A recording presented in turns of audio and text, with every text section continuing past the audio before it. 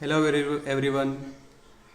आज मैं आपके सामने एक और नया टॉपिक लेके आया हूँ जिसका नाम है प्रोजेक्टाइल मोशन। ये बहुत ही इम्पोर्टेंट टॉपिक है फिजिक्स में, मोशन इन अ प्लेन से। ठीक है, तो ये जो प्रोजेक्टाइल मोशन होता है, किसी भी प्रोजेक्टाइल का पाथ हमको शो करता है कि उसका पाथ जो होगा वो कैसा बनेगा। तो ये एक पैराबोलिक पाथ है, तो हम यहाँ पे लिख सकते हैं कि पाथ ऑफ प्रोजेक्टाइल कैसा है, पैराबोलिक रहेगा यहाँ पे। ठीक है, इसमें हमें कुछ चीज़ें कैलकुलेट करनी पड़ती है कि जब हम एक्स डायरेक्शन में जा रहे हैं या वाई डायरेक्शन में जा रहे हैं तो मोशन अलोंग हॉरिजॉन्टल डायरेक्शन कितना होगा, x equal to u cos theta into t. ठीक है, यू कॉस थीटा यहाँ पे हॉरिजॉन्टल कंपोनेंट है और वी साइन थीटा यहाँ, यू साइन थीटा यहाँ पे वर्टिकल कंपोनेंट है। उसी तरीके से मोशन अलोंग वर्टिकल डायरेक्शन में अगर हमको जाना है तो वाई इक्वल टू हो जाएगा x tan theta minus g upon two u square cos square theta into x square. ठीक है, इस पूरी जर्नी में यहाँ से लेके यहाँ तक का टाइम जो होगा उसको हम लोग बोलते हैं टाइम ऑफ फ्लाइट बोलते हैं, और ये हो जाएगा two u sine theta upon g. उसी तरीके से अगर हमें रेंज निकालना हो, हॉरिजॉन्टल रेंज अगर निकालना हो तो उसका फॉर्मूला क्या हो जाएगा, R equal to u square sine two theta upon g. अगर थीटा की वैल्यू 45 डिग्री हो तो उस समय हमें मैक्सिमम रेंज यहाँ पे मिलेगी जो यू स्क्वायर बाय जी हो जाएगा। उसी तरीके से अगर हमें मैक्सिमम हाइट निकालना हो तो हाइट के लिए u square sine square theta by two g. जब थीटा 90 डिग्री हो तो हमें मैक्सिमम हाइट मिलेगी एच मैक्सिमम जो हो जाएगा यू स्क्वायर बाय टू जी।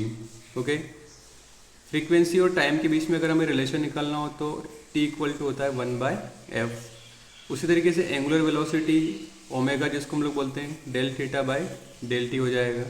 ठीक है, अगर हमें लीनियर वेलोसिटी, टाइम पीरियड और फ्रीक्वेंसी में अगर रिलेशन निकालना हो तो ये एंगुलर वेलोसिटी और ये टाइम पीरियड, इसमें relation omega equal to 2π/t। उसी तरीके से omega equal to 2π/f। Angular acceleration जिसको हम अल्फा से लिखते हैं, ये हो जाएगा del omega by del t या d2 theta by dt square. ठीक है, एंगुलर डिस्प्लेसमेंट का हम डबल डिफ्रेंशिएशन कर लेंगे तो हमें एंगुलर एक्सेलरेशन मिल जाएगा। ठीक है, उसी तरीके से लीनियर वेलोसिटी और एंगुलर वेलोसिटी में रिलेशन अभी मैंने आपको इससे पहले वाले लेक्चर में बताया था, v equal to omega into r. Okay, इसको वेक्टर फॉर्म में हम लिखते हैं v vector equal to omega vector cross r vector. एक चीज़ और, सेंट्रीपिटल एक्सेलरेशन जो होता है a equal to v square by are.